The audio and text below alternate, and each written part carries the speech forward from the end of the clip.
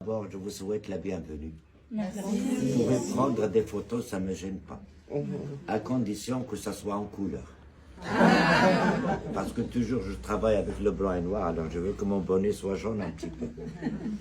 Alors d'abord, je vous laisse admirer comment ça se fait.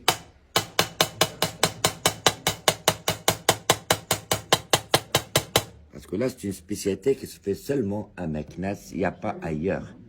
Et c'est ça ce qu'on appelle la damasquinerie. C'est du fer forgé, incrusté en fil d'argent. Toute la déco que vous voyez là-dessus, c'est avec le fil d'argent. Mais comment on arrive à faire une pièce noire comme ça, toute lisse? La peau est touchée, s'il vous plaît, c'est lisse. De loin, vous pouvez dire que c'est de la peinture. Oui. Mais en réalité, non. C'est pour ça que je ne laisse pas les Chinois prendre des photos. Sinon, ils vont faire la copie. Je ne suis pas contre eux, c'est des travailleurs. Mais ils ont tout copié.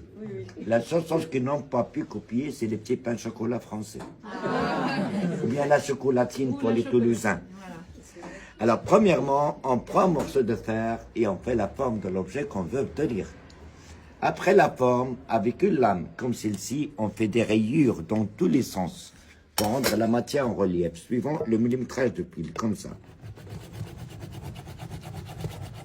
Dans tous les sens. Comme ça, les rayures se croisent, ça devient comme une sorte de petite pointe. Comme ça, lorsqu'on commence à faire les dessins, on peut jouer avec le fil comme on veut. Les dessins, ça sort de la tête. Après avoir rayé la pièce, ça devient blanc. Or, blanc sur blanc, on ne peut rien voir, c'est normal. C'est pour ça que je le mets au feu, pour obtenir la couleur bleue. Comme vous dites chez vous, le bleuir. La couleur bleue, ça nous donne le contraste de voir. Et tous les dessins sont faits avec un seul fil d'argent. Et calé de ce petit marteau, on essaie de placer le motif à l'inspiration. Et le chargement, ça se fait un fil à côté de l'autre. Ce qui demande la vision et la précision. Heureusement que les carottes sont pas chères au Maroc. On y mange beaucoup. Et lorsque c'est fini chargé, ça passe une deuxième fois au feu. Comme ça, l'argent s'append, ça rentre de plus en plus à l'intérieur des rayures et on fait le polissage. Lorsque c'est poli, les rayures se referment, l'argent, ça s'aplatit, ça pénètre définitivement dans le fer et ça devient lisse et blanc.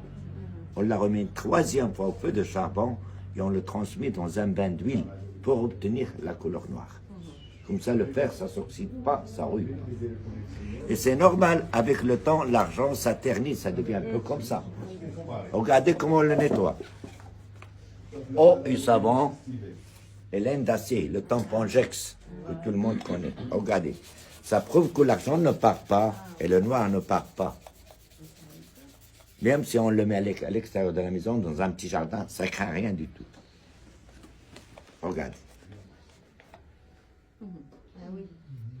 10 secondes. C'est pas fatigant pour les gazelles. On sait que les hommes aident un petit peu. Ça, c'est à propos de la première spécialité de Meknès. Comme vous connaissez qu'au Maroc, il y a 4 villes impériales. Chaque ville, il a une ou deux spécialités. Meknès, il est réputé par 2. La damasquinerie et la broderie. Mais excusez-moi, je vous donne des explications sur notre art. Il n'y a pas d'obligation d'acheter. Acheter ou pas acheter, soyez toujours les bienvenus. Merci. Mais c'est mieux acheter, hein.